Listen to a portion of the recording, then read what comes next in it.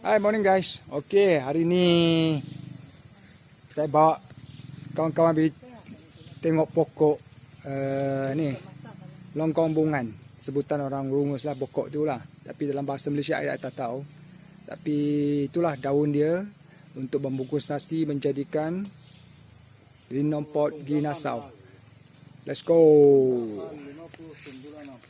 Kawan-kawan, let's go. Kita pergi lihat pokok longkong bungan, daunnya untuk menjadikan linompot ginasau.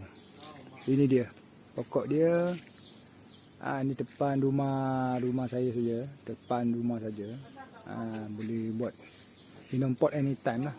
Ini dia daun dia. Ini daun dia untuk membungkus nasi cara tradisional orang rungus, di mana disebut linompot ginasau. Ini dia. Daun dia besar, nampak. Pokok dia okey. Sebab tanam depan rumah kan, so pokok dia tak besar lah. Ini dia. Ya kawan, ini pokok longkong bungan. Dia subur dan sedang tumbuh di mana-mana lah. Dekat Semenanjung pun ada. Tapi tak ada orang tahu cara mengguna dia lah dekat Semenanjung.